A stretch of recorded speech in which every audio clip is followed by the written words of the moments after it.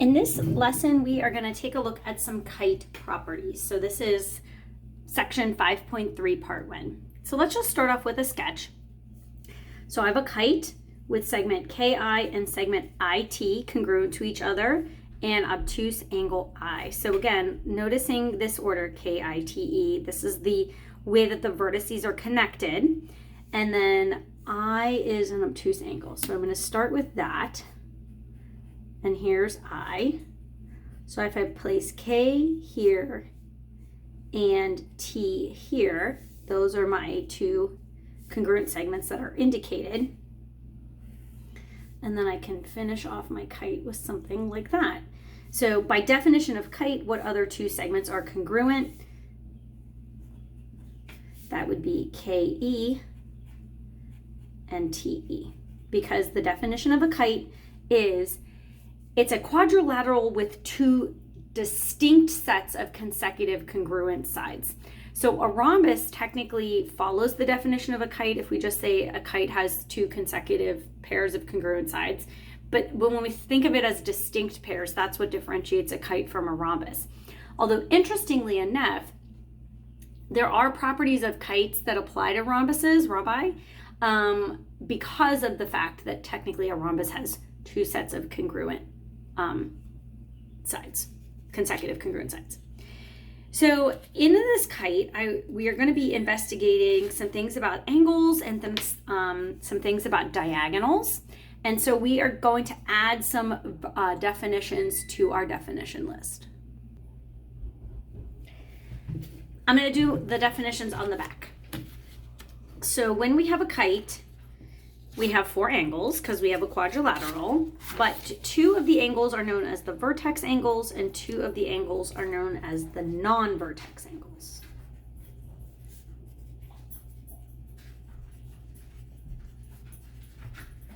So in a kite, the vertex angles are the angles formed by the congruent sides. And this actually should hopefully make sense because in an isosceles triangle, the angle formed by the two congruent sides is also called the vertex angle. So if this was our kite, this angle and this angle, those would be our vertex angles. The non-vertex angles are the angles formed by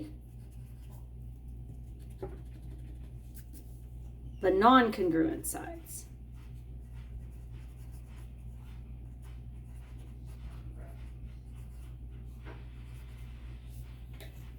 So if this is our kite, this angle here and this angle here, these are our non-vertex angles. There's a lot going on in my house right now. The dog is trying to drink water and my children are watching a video. I wanted to get a different color for these vertex angles. So these were our vertex angles. Back to our warm-up question, applying these definitions. So you should write this on your definition sheet. Name the vertex angles of this kite and name the non-vertex angles of this kite. So the vertex angles of this kite are angle I and angle E. And the non-vertex angles of this kite are angle K and angle T. And so we are going to investigate some properties about kites today. We are going to use patty paper for this investigation. And we could construct a kite by hand, but patty paper is a really nice way to do this. So again, I'm going to be referencing using a blank piece of paper so you can see my patty paper as I go, but then we will we'll come back to this. What we're going to do to construct our kite is we're going to draw two connected segments of different lengths. So you can see if this is our patty paper, here's one segment and here's another segment, and we want those to have different lengths. Doesn't really matter what they are. Again, we don't want to make this so small that we can't get a good result. And usually, this is kind of like an obtuse angle. So then what we're going to do is we are going to create a kite by folding the endpoints and tracing the two segments onto the back of the patty paper. So when you fold it, it's this endpoint and this endpoint that we're trying to fold kind of over top, like so. So you want to think about making a crease where these two endpoints are like the end, all right? And then what I'm gonna do is flip the paper over so that I'm on the back of it, and then go ahead and trace this segment. And by tracing the segment, I'm making a copy of it. And there I have the creation of my kite. So if I open it back up, I have a kite. I'm going to go ahead and actually mark this segment and this segment congruent and this segment and this segment congruent so that I know. So then it's asking me to compare the size of each pair of opposite angles in our kite by folding. Are the vertex angles congruent? Are the non-vertex angles congruent? So again, these are our vertex angles. So to compare them, if I fold this on top of the other angle, okay, does it look like this angle here is perfectly lined up with the angle below it? It does not. So are the vertex angles congruent? No. But if I fold this angle on top of the other, which by the way is the way I formed the kite, as we can see, this angle perfectly lines up with the angle underneath it. So are those angles congruent? Yes, and they were congruent by design, by the way I created this kite. And so are the vertex angles congruent? No. Are the non-vertex angles congruent? Yes. So our conjecture is the non-vertex angles of a kite are congruent. This is known as the kite angles conjecture. Again, a lot of the conjectures here have names that I might not be able to remember exactly. And so for me, it's okay if you just know what the conjecture says and not necessarily know what it's called. So you don't have to remember the kite angles conjecture. You just have to remember that the non-vertex angles of a kite are congruent. All right, let's investigate a couple other things. Now we're going to draw the diagonals. One of the diagonals of the kite we've already drawn because of the way we constructed the kite. So when we folded that on top of each other, we already had that. So I'm going to start with that diagonal. I'm going to make it a dashed line. So in the crease that I created, I'm going to use my straight edge to draw a dashed line. And now I'm going to create the other diagonal again by folding and getting those two vertices to line up. I'm going to make a crease, and then I'm going to go ahead and connect those with a dashed line. All right. So just looking at this now, I'm not even going back to the questions. I'm trying to make some observations here. Do you have any observations? Well, I'm going to look at what's happening at their intersection.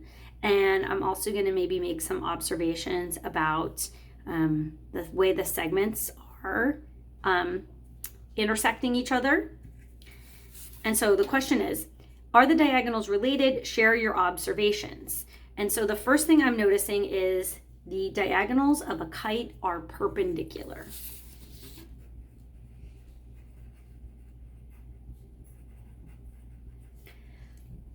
Now, what are some other things we can notice? Compare the lengths of the segments on both diagonals. Do either diagonal bisect the other? Share your observations. So this is our vertex angle diagonal. This is our non-vertex angle diagonal. Do we notice anything? Well, it looks to me like this diagonal is bisected, which means this segment here is congruent to this segment here. And again, can I confirm that? Well, yes, I can, because if I fold this kite on top of itself, this piece perfectly overlaps the one underneath it. Whereas this one, if I fold the diagonal this way, this segment here is of no special relation to the one underneath of it. And so now we're going to say the diagonal connecting the vertex angles of a kite is the perpendicular bisector.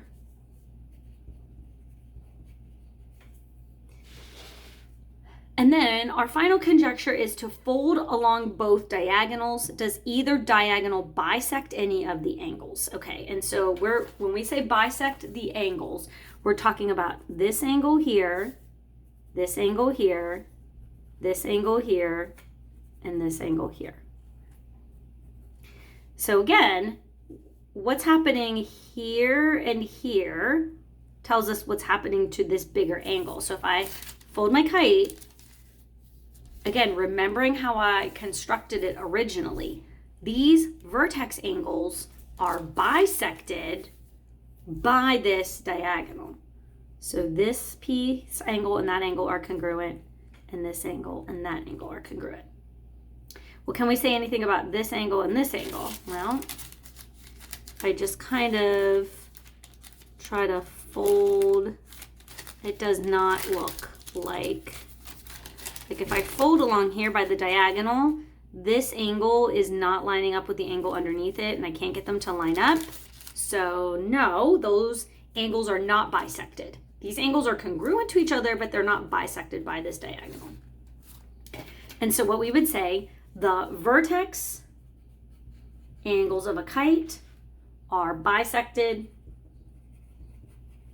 by a diagonal. All right, so this concludes the conjectures that we have with our kite. And now I'm going to stop this video, and in the next video, we will take a look at some coordinate geometry with kites. And we will take a look at just some regular plane examples. All right, great job.